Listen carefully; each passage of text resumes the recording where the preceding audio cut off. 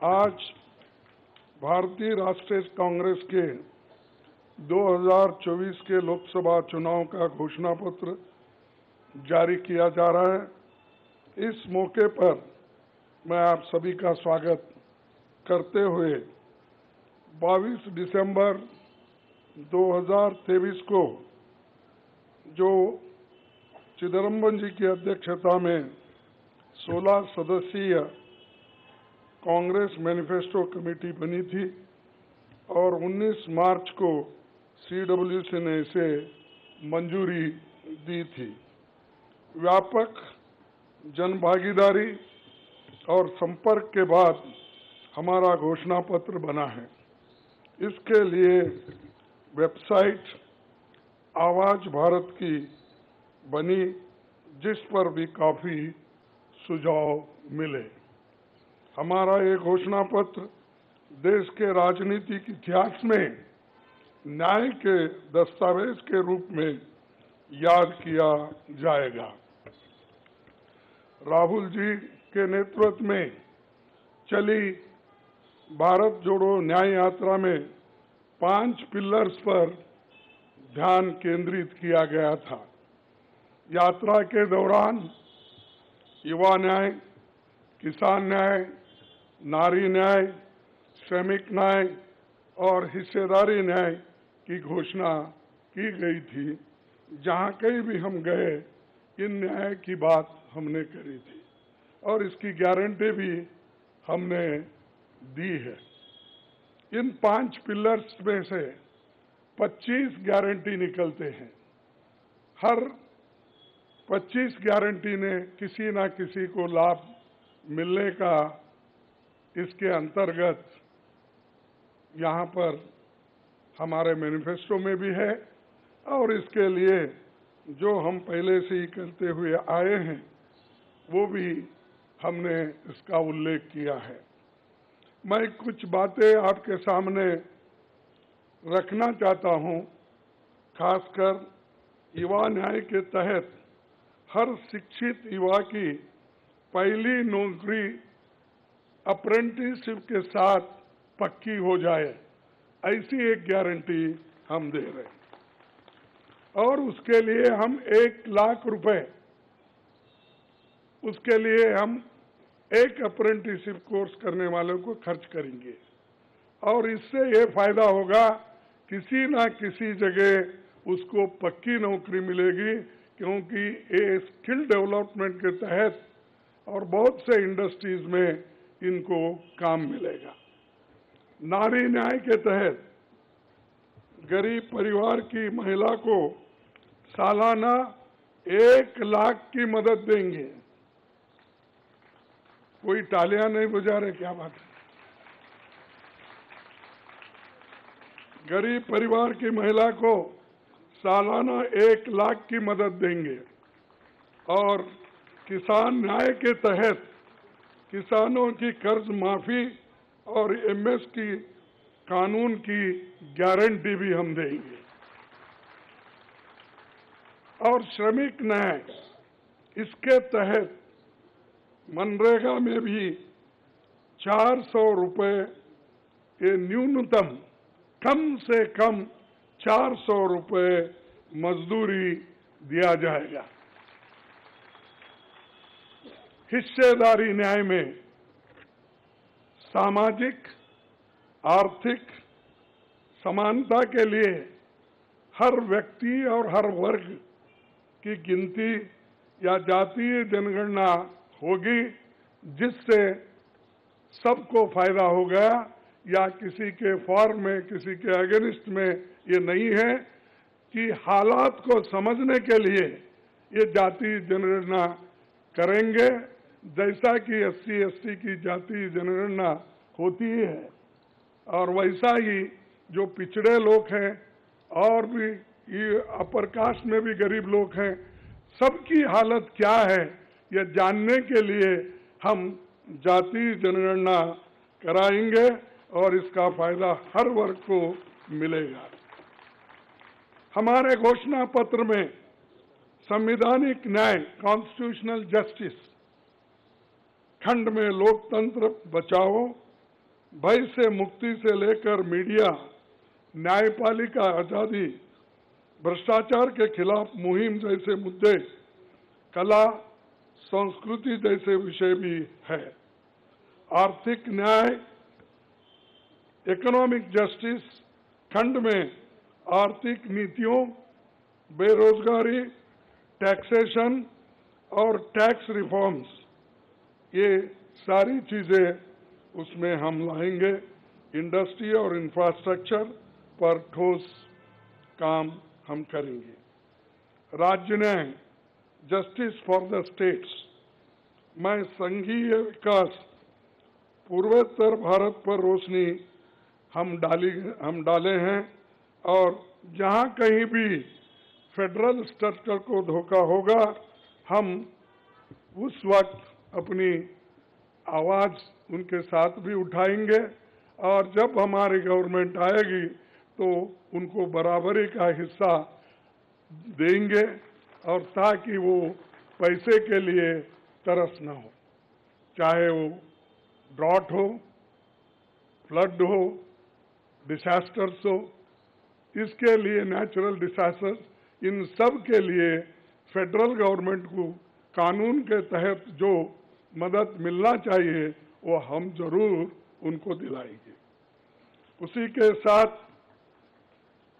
देश की प्रतीक्षा और आंतरिक सुरक्षा के महत्व को ध्यान में रखकर रक्षा न्याय की भी खंड है, जिसमें विदेश नीति भी है और विदेश नीति हमारी अब तक सफल हुई है और उसी नीति पे अगर ये लोग काम करते थे और ठीक ढंग से चलते थे और बहुत से मुश्किल हमको आज जो आ रहे हैं वो कभी नहीं आते थे। तो इसीलिए हम अपना रक्षा न्याय का देश की रक्षा के लिए पूरा हम काम करेंगे। आखिरी एक महत्व का बिंदु पर्यावरण न्याय भी देंगे। आप सभी से मैं अनुरोध करूंगा कि घोषणा पत्र को बारीकी से देखें, पढ़ के इसमें आपको भविष्य के भारत की शानदार नया तस्वीर दिखेगा और इसके लिए आप ठीक ढंग से आप काम कर सकते हो। आजादी के बाद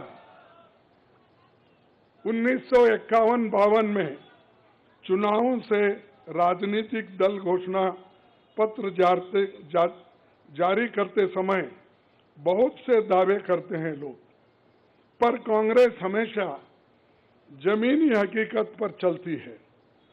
1951 में पंडित जवाहरलाल नेहरू के नेतृत्व में हमारा जो घोषणा पत्र जारी हुआ उसका नाम था व्हाट कांग्रेस स्टैंड्स फॉर। उसका नाम था व्हाट कांग्रेस स्टैंड्स फॉर। पहले घोषणा पत्र को लेकर ये टिप्पणी की गई थी, no exaggerated claims were made, no ambitious plans to entice public or deceive the electorate had been placed before them. A realistic view of what was capable of achievement and implementation alone was presented. ये पंडित जवाहरलाल नेहरू जी के जमाने में घोषणा पत्र दी थी जो realistic है, जो ग्राउंड लेवल पे हम कर सकते हैं, उसी के बारे में उन्होंने बोला था। किसी को फंसाने के लिए नहीं, झूठ बोलने के लिए नहीं, हम जो भी कहते हैं वो करके दिखाते हैं, ये उनका कहना था और वही आज भी हम कर रहे हैं। जो कर सकते हैं वही हम इसमें घोषणा पत्र में लिखे हैं और बहुत से हमारे विद्वानों से भी हम बात किए हैं कि इसमें क्या कर सकते क्या नहीं कर सकते, उनके सलाह के मुताबिक ही आज हमने ये सारी चीजें आपके सामने रखे हैं। ये हमारा 139 139 ईयर्स साल का शानदार इतिहास है। ये देश के सामाजिक आर्थिक विकास की गति को बहुत तेज करेगा।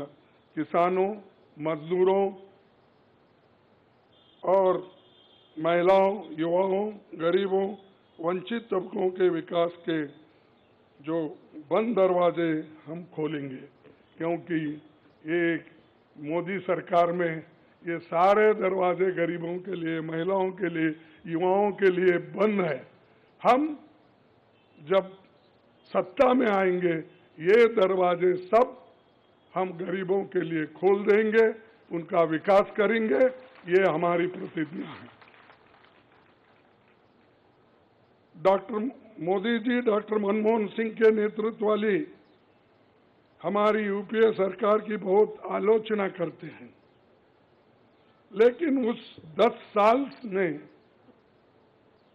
हमने MNREGA, right to education, RTI, खाद्य सुरक्षा, वनाधिकार, भूमि अधिग्रहण कानून और रेहड़ी पटरी वालों की अधिकार समेत कई कदम हमने उठाया है। और उसकी जो कर्ता धर्ता है श्रीमती सोनिया गांधी जी यहाँ पर मौजूद है। उन्होंने बारीकी से इन मनरेगा को और खास करके फूड सिक्योरिटी को बहुत लड़ा, क्योंकि मुझे मालूम है, सब चीज़ मैं यहाँ पर नहीं कह सकता, कि उन्होंने इतने ये 2-3 प्रोग्राम के लिए बहुत गुस्से में रहते थे। जब तक वो इम्प्लीमेंट नहीं होता तब तक वो खामोश नहीं बैठे और कैबिनेट के लोगों को बोलते रहे थे कि ये क्या हुआ। जब हुआ तब वो भी खुशी मना लिए और हम भी लोग बोले कि भाई ठीक हो गया। और जब बाहर इसका गया कि जो ये मनरेगा का, फूड सिक्योरिटी का और कंपलसरी एजुकेशन का ये जो संदेश बाहर गया, तब लोग सभी खुश होने लगे, सभी बोलने लगे ये बहुत अच्छा यूपीए गवर्नमेंट ने किया, सोनिया गांधी जी ने किया। ये बात बाहर आ गई। इसीलिए ये हमारा जो पहले से गरीबों के लिए वायदे थे वो हम पूरे करेंगे। मोदी जी 10 सालों में इसके मुकाबले का एक काम भी नहीं कर सके। आप बताइए कौन सी ऐसी बड़ी फैक्ट्री जो एम्प्लॉयमेंट क्रिएट कर सकती है, जो नेहरू जी के जमाने में बने वैसे कोई एक बड़े बड़े काम उन्होंने किया है। जिस देश में एक सुई नहीं बनती थी, उस देश में पंडित जवाहरलाल नेहरू, इंदिरा गांधी जी ने रॉकेट बनाकर उड़ाकर दिखाया। और बहुत से जो साइंटिफिक योजनाएं थी हमने बनाए। अब मोदी जी के जमाने में तो गालियां देने का छोड़ के दूसरा तो मैं नहीं सुना, और उसके अगर कोई छुपे हुए काम है तो मेरे को बताओ, ताकि मैं भी उसकी प्रशंसा करूंगा। लेकिन आज हम गारंटी जो भी दे रहे हैं, हम चंद स्टेट में करके दिखाए हैं। हिमाचल में करके दिखाए, कर्नाटक में करके दिखाए, तेलंगाना में करके दिखाए, जहाँ कहीं भी हमारी सरकार है। और राजस्थान में भी हमने कई नई चीजें की, वहाँ भी करके दिखाए। तो ये हम जो कहते हैं, मैं पहले ही कहा, वो हम करते हैं। और हम डरते नहीं करने के लिए, हमारा कितना भी नुकसान हो लेकिन गरीबों के लिए हम करते रहते हैं। ये हमारा पहले से कार्यक्रम है।